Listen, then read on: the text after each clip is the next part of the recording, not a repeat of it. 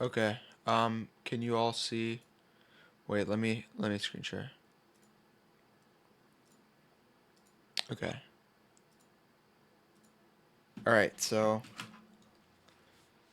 we're gonna start with basic set theory. So we have to start off with, the basic question. Set theory. What is a set? Well, that's kind of easy. I mean, you know what a set is in every aspect of life. Like, what's a set of video games you have?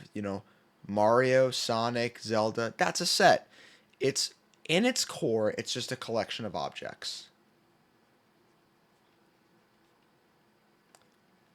A set is just a collection of objects. More specifically, it is a non-repeating unique collection of objects.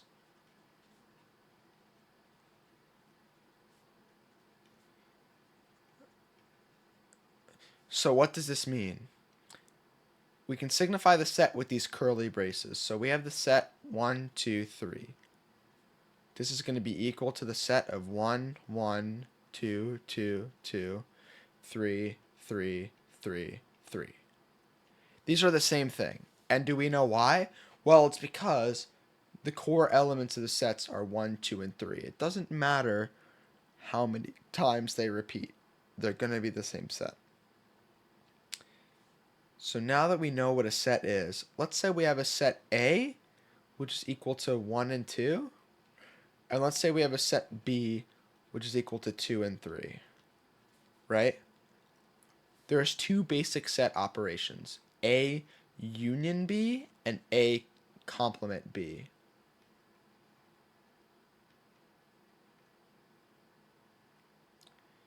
Union is just that. It combines the two sets. So if we try to combine the two sets, we get 1 and 2 union 2 and 3. But since sets are a non-repeating objects, A union B would be what? 1, 2, and 3. A intersect B is different. When we think of union, we think of everything that's together. We combine the two sets. When we think of intersection, it's anything that's in the middle, right here. So the intersection would be what is shared between the two sets. You can also think of this as A and B, A or B.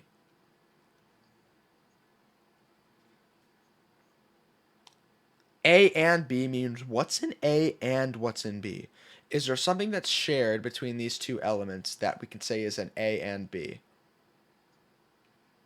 Correct. That's correct. Yep. We want to describe the basic operations. This means element. If we say 1 is an element in A, we can signify that as 1 fancy EA. And since we said above that A is 1 and 2, would that be correct? Yes. 1 is an element in A. This denotates a subset. Now, a subset can be a little hard to follow, but basically, what a subset means is if I say A is a subset of B, let me use different variables so that we don't get confused, right? C is a subset of D. That means all the elements in C are elements in D. So let's say C is equal to the set of 1 and 2. D is equal to the set 1, 2, and 3. C is a subset of D because all the elements in C are also in the set of D. Does that make sense?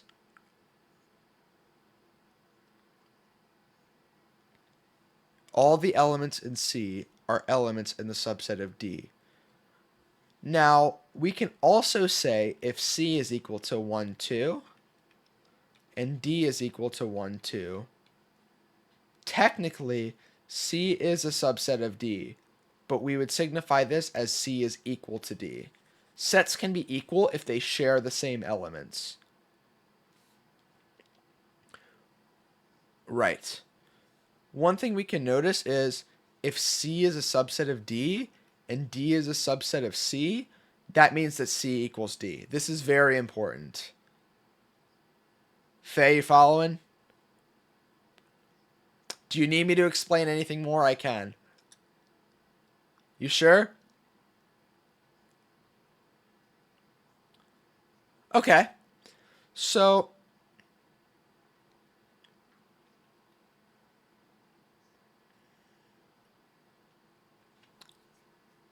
you see the set of A, right, Faye? What are the things that are listed in the set of A? So what would be the elements of A? Correct. Does that make sense? What would we say about set B if set B is equal to 1?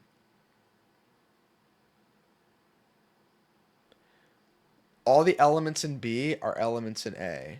So what would that say about B compared to A? B would be a subset of A. You're good. All the elements in B, we see that set B right here is equal to 1, the set of 1. We see that the set of A is equal to the set of 1 and 2. Everything that's going to be in set B, which is just 1, is going to be in set A. Now 2 is not in set B, but that doesn't matter because let me draw a picture for you, Faye. This is the set of A, right? It just contains 1. This is the set of B, which contains 1 and 2. Do you see how A is inside B?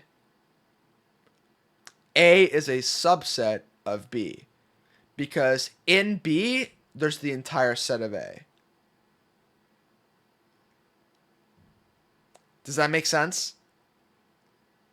And so let's think of something. If C is a subset of D and D is a subset of C, that means for C as a subset of D, that means all elements of C are in D. And then if D is a subset of C, all elements in D are in C.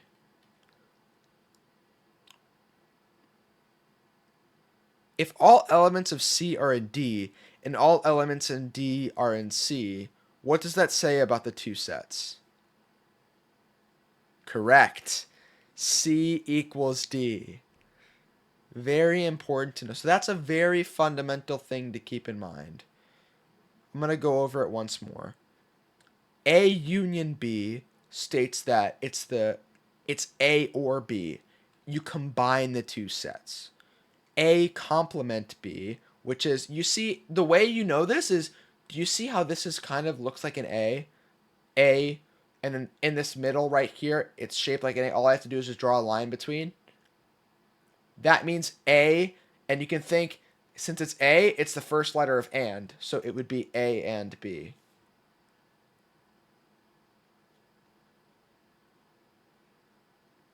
All right, let's move on to some more stuff. There's an important thing to know. So let's say that we are in the set A equals 1, 2, 3, and B equals 2. We also have something that's called the complement. The complement is everything that is not in the set. So that's signified as backslash. It can also be AC. This means a complement. It can also be a line over the head. This all equals the complement. Okay? That's the complement. So if we wanted to say, what is B, what is A complement B? This can also be A that's not in B. So if we have set A and set B, what is in set A that's not in set B?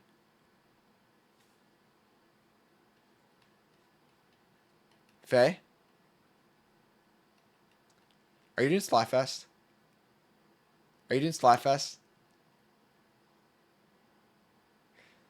Listen, I'm not gonna like you're good. Like this I just want to know that okay. You're good. A complement B is 1, 3.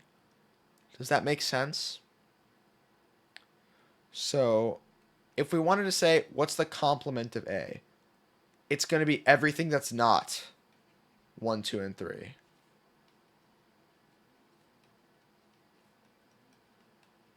Because we're looking at, let me put this in terms of Venn diagram, right?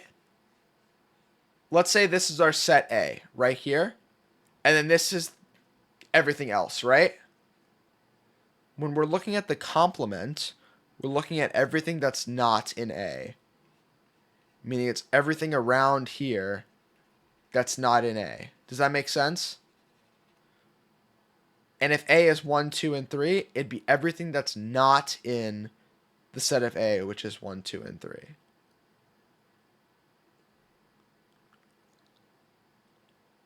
Should we try some set theory questions?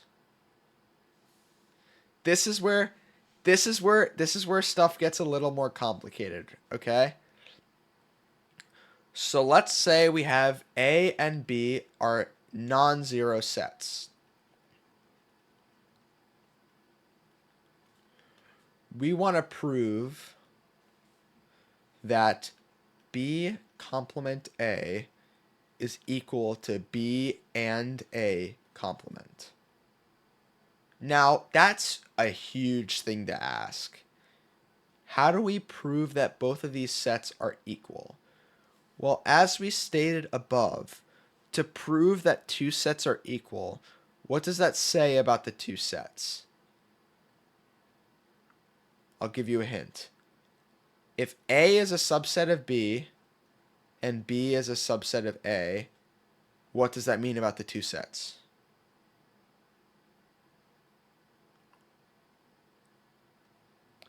If both sets are a subset of each other. Correct. This means that A equals B. So if we wanted to show that these sets are equal, we want to show that B complement A is a subset of B and A complement, and that B and A complement is a subset of B complement A. That's how we would prove that. This right here is called double inclusion. This is double inclusion. That's how you prove that two sets are equal. But how do we do that? I mean, this is all, we're in the land of hypotheticals right now. We can't say, oh, A is 1 and B is 2, because that's not always going to be the case.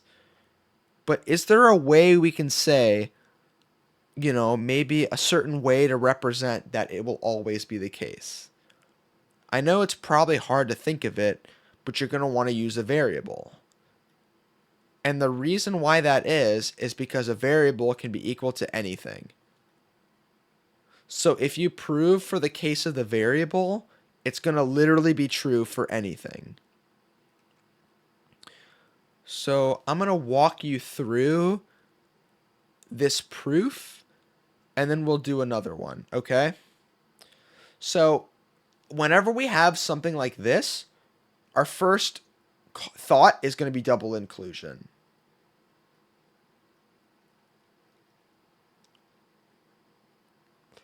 Double inclusion is going to be our first thoughts. If we can say that B complement A is a subset of B and A complement, and then the other way around, then we know that both sets are equal. So the way we do this is we mark it. We say this subset notation. We want to show that B complement A is a subset of B and A complement. So what we're going to do is let X, which is a variable, be an element in B complement A. We're going to start this off. We want to expand this out. So I'll ask Panza here, what is this going to say about the set of B and the set of A?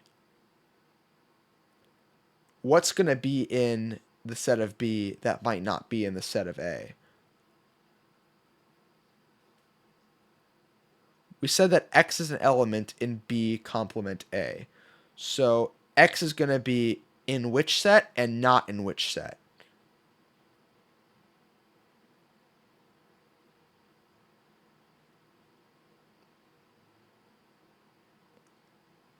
Close. B complement A means B not in A. If X is in B not in A, what does that mean?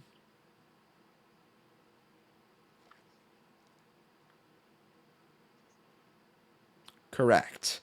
X would be an element in B, and X would be not an element in A. That signifies that something is not an element. Because B complement A, right? We said above that when you're looking at the complement, it's everything not in it. So the way of saying this is B, X is something in B that's not in A. So if something was in the complement of A, it can't be in A. So that means X is in B and X is not in A. Does that make a little more sense? Okay.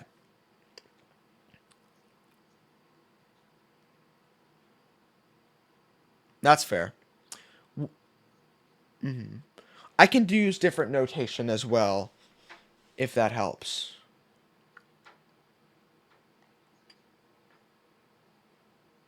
Mm-hmm. Yeah, that's fair. Mm-hmm. All right. Hopefully, once I explain it more, you can understand. So we know that X is in B and X is not in A. If X is not in A, can we rewrite that as something else that may be helpful to the solution of our problem? Because we want to end up that when we do this, we want to show that X is in B complement A. We want that X is an element in B and A complement. Because it shows that if it's in one thing, it's also in the other, which means it's a subset. Does that make sense? We're saying that the set of B complement A, all the elements in it are X. If we can show that B and A complement also has X, B complement A is a subset of that set. And like I said before, we wanted to prove double inclusion. So what can we say about X not being in A? If we look at this, we have the set of A. It's not in A, so it'd be everything around it. And what did we say that was a drawing of above? What did we say right here?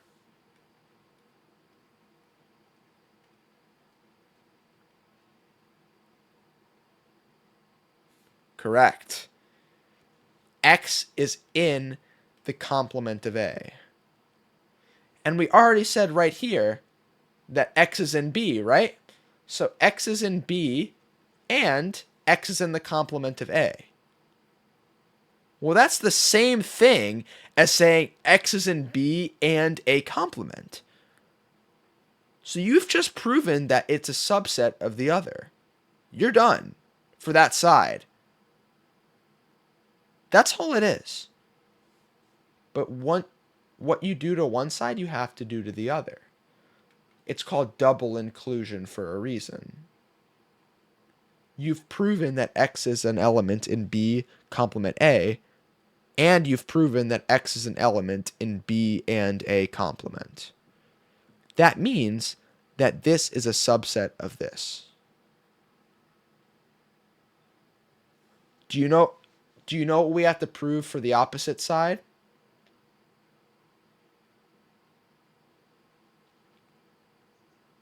Yep. We've proven B complement A is a subset of B and A complement. What does that mean we have to prove now?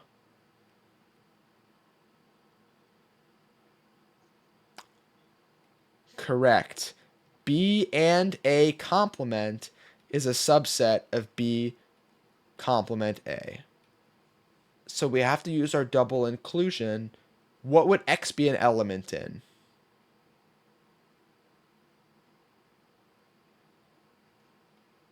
Correct. B and A complement. So what does this say about X being in B and X being in A?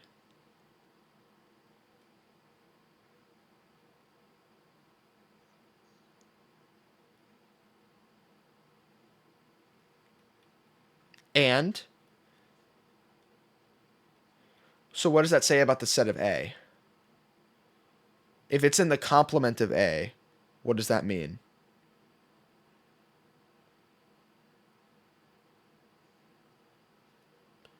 B. Well, we already established that X is an element in B, but what would that say about the other set? If X is an A complement, that means X is not an A. Because this is A complement right here, right? Let's say that's the set of A. It's not in the set of A, but it's in everything around it. So what does that mean? If X is in B and X is an A complement, what can you say about those two sets together that would be useful of proving in this equation? What do we want to get out of this?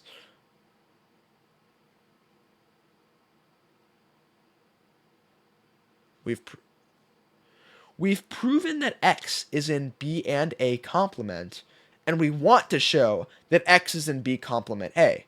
We have right here that X is in B and X is in the complement of A. So what does that mean?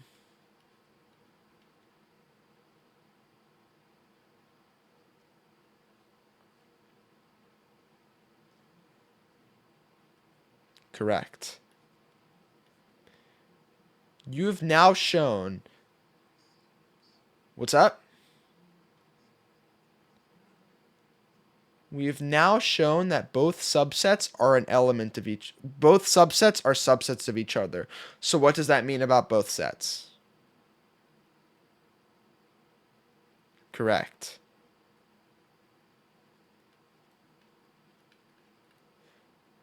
Right there. You've now just proven that both sets are equal.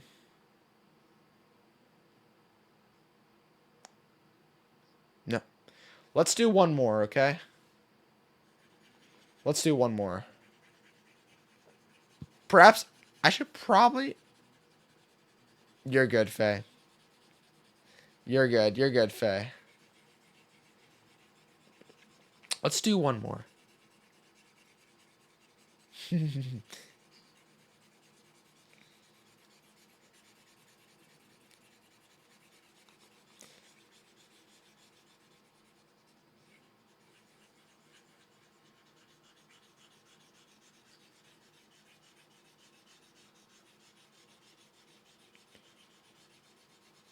Listen.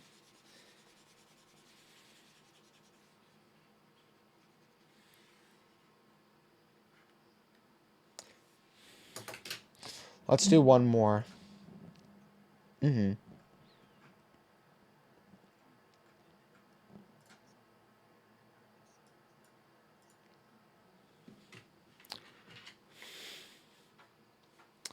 Let's do one more.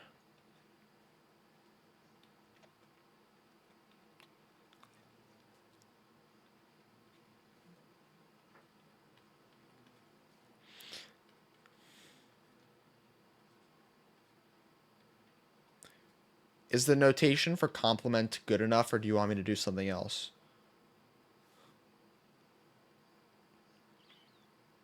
Mm-hmm. Yep.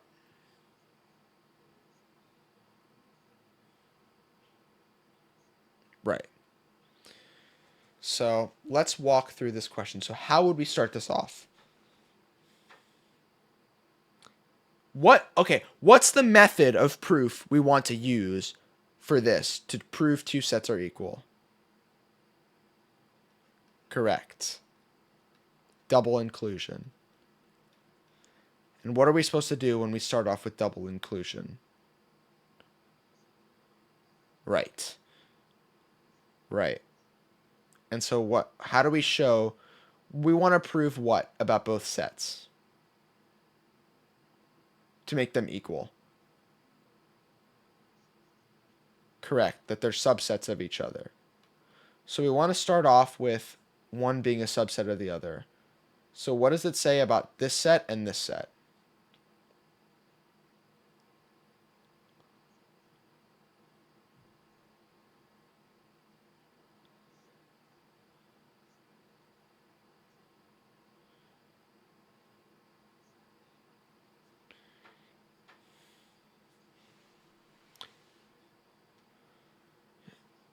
Correct.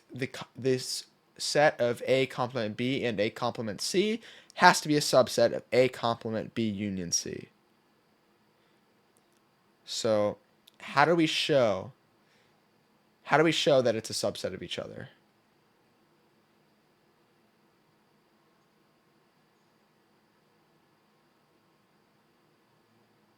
Correct.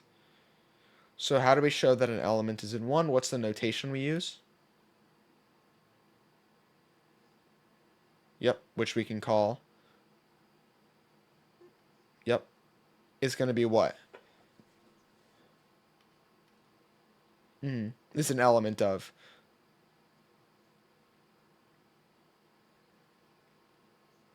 Which is? Yep.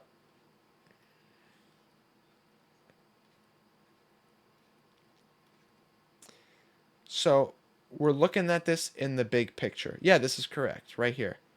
We're looking at this in a big picture. Let's make this a little simpler.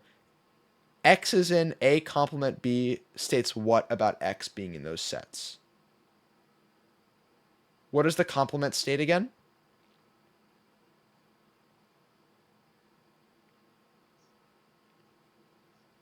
Right. So what does this say about X being in these two sets?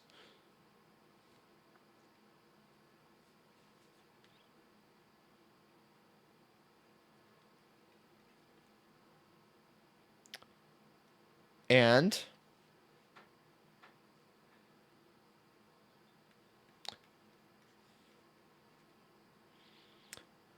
good. Let's take this step by step, okay?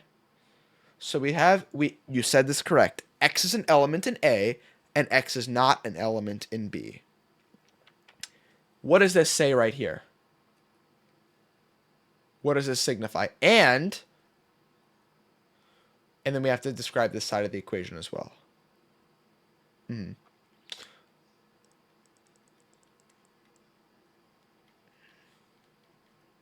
Correct. Now, having this right here, kind of redundant. Right. So how can we write that down more simply?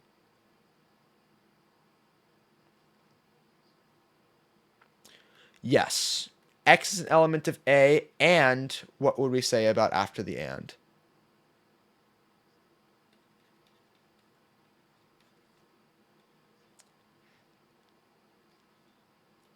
Well, it says and right here because it says and A. Because we said if X is an element in A dash B, X is an element in A, and X is not an element in B. But I like where your head is at.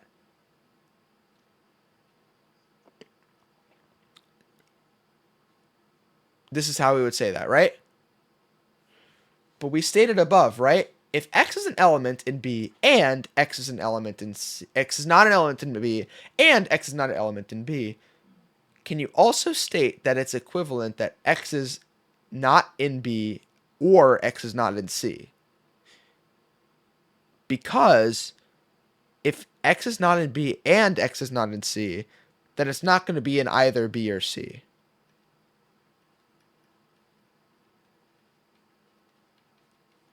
And what can we say about or? What's a more mathematical way to write that? Correct. X is not in B union C. So what does that state about B union C? What is X in if it's not in B union C?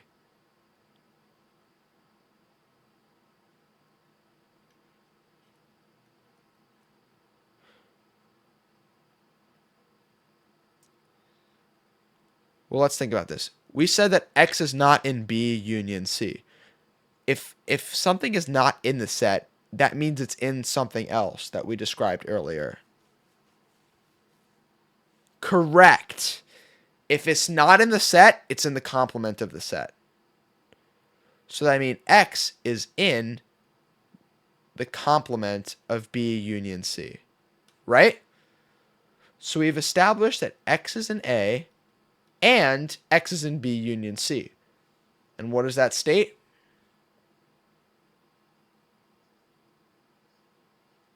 Right. But can you say that out for us? Mm-hmm.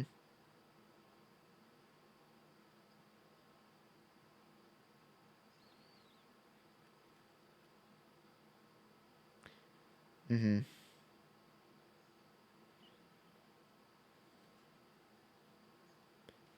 And what does that say? What is that was listed in the original problem? It's the other side of the equation, isn't it? So that we have now just proven that A complement B and A complement C is a subset of A complement B union C. So you've just done one half of the problem. Right. It's all about practice. It's all about practice. The more practice you have with it, the easier it gets. Let's go down here. Yeah.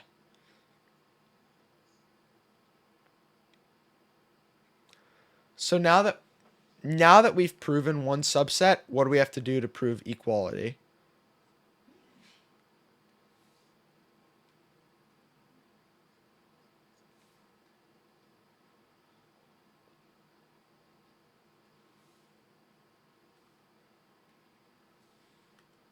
We did right subset left.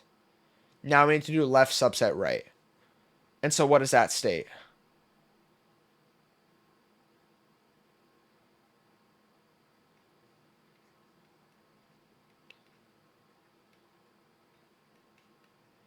Correct. So how do we prove that?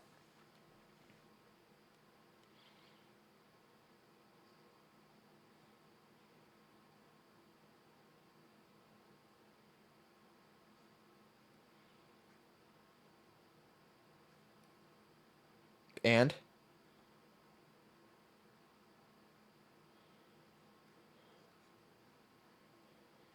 good. Right?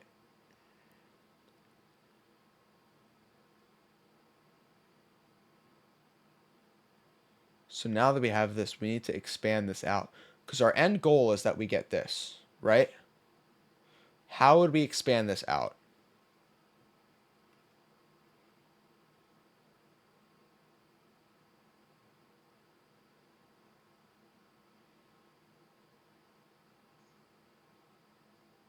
Go for it.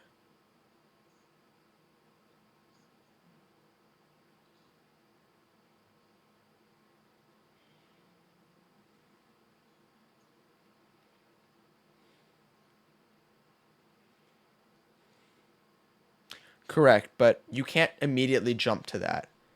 A would be a complement to B and a complement of C, but you have to do it very deliberately. So you'd say that X is in A and X is not in B union C, right?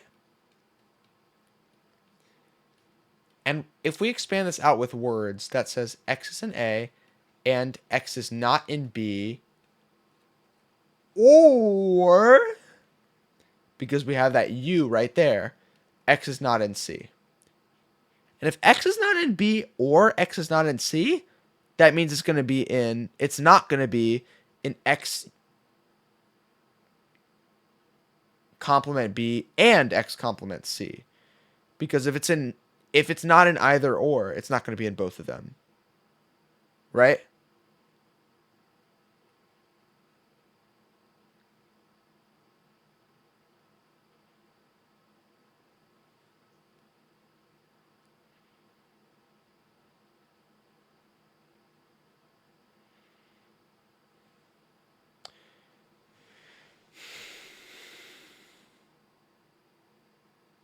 Let's think about this, right? So I said the Venn diagram before, right? X is not in, let's say this is the set of B, this is the set of C, and then that intersection is both of them in between, right? If X is not going to be in B and X is not going to be in C, then what can you say about the middle? Right. And what did we say was the word we used to describe the middle? It's the intersection, which corresponds to what? Not or, but what? It's not a math term, it's just English.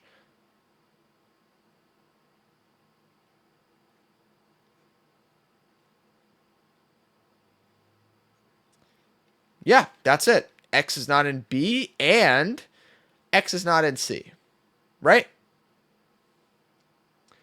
So what we've just noticed is X is in A and X is not in B. X is in A and X is not in C. What can we say about that? I'm going to say that again. X is in A and X is not in B. What does that mean?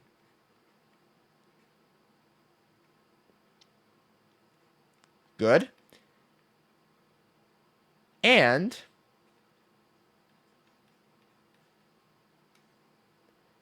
you've just proven that X is in A complement B and A complement C, which states that A complement B union C is a subset of A complement B and A complement C. And now you've just proven that both sets are a subset of each other. Since you've proven that both sets are a subset of each other, what have you just proven? Correct. That is how you prove equality of sets with double inclusion. Does that make more sense? Yeah, a lot of people hate it. All right, that's it.